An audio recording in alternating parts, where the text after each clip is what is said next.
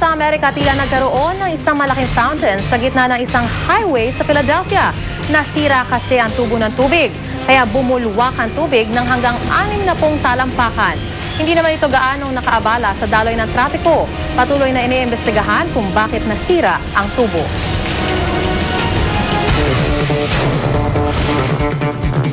Pag sinabi mo kasing report sa balik, Hindi na itutuloy ng mga opisyal ng barangay sa Mandaluyong ang reklamo laban sa entertainment editor at columnist na si Joey Sarmiento. Si Sarmiento ay inaresto matangang sa loob ng kanyang kotse ng June 18. Mariin itong itinanggi ni Sarmiento. Ngayong iniatras na ang mga tanod at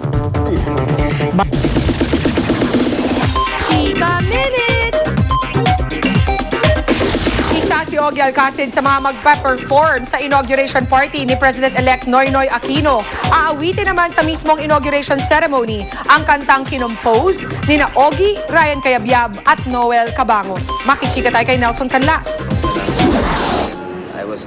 proud si Ogie Alcacid dahil magiging parte siya ng kasaysayan. Sa tulong ni na Ryan Cayabyab at Noel Cabangon, lumikha sila ng isang awitin para sumalamin sa adikain ng bansa ngayon.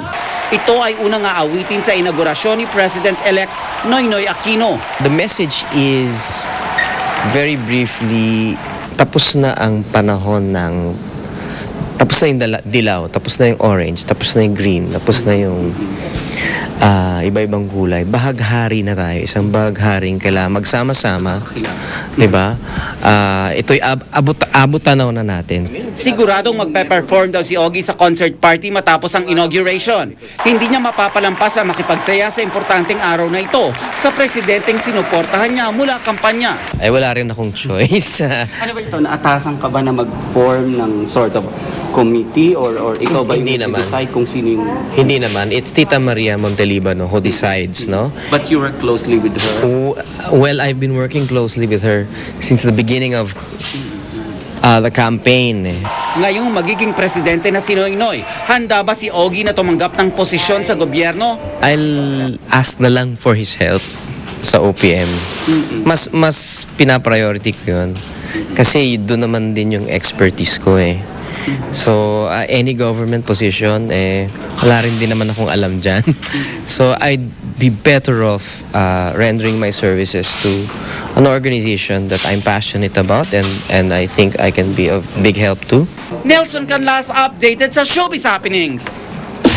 Mailap man sa media nagpaunlak ng one-on-one interview sa GMA News ang Korean heartthrob na si Kim Yoon-jung. Nagbabalik si Nelson Canlas hatid ang kanyang exclusive interview. Hindi nakakaintindi ng Ingles ang Korean superstar na si Kim Han-jung, pero hindi ito naging hadlang para ihayag niya ang kanyang gustong sabihin. Kapag ganito ka kalapit kay Kim, mararamdaman mo ang sinseridad niya. Pilit pa ngang inaral ang ilang salitang Pilipino. Kumusta po kao? Kim Yoon-jung. Mahiyain sa umpisa si Kim Han-jung, pero unti-unting dumadami ang kanyang mga ngiti habang lumalaon. Medyo mainit daw ang Pilipinas pero nakakapagtakang nagustuhan niya ang simoy ng hangin dito. Naging mas personal ang usapan namin nang itanong ko sa kanya ang mga katangiang hinahanap niya sa babae. 재미있는 사람이 좋은 것 같아요. He loves to have girlfriend who is funny and then who is comfortable for him to have like kind of friends. Makakasama ni Kim Han-jung ang K-pop group na Beast sa concert bukas sa Araneta Coliseum. Dapat daw abangan ang concert bukas at siguradong marami raw ang kikiligin sa mga number na kanilang inihanda. 분들도 많이 응원해주세요. 말라밍 살라마포. Nelson Canlas updated sa Showbiz Happening. Magbabalik pa ang 24 oras. Stay tuned.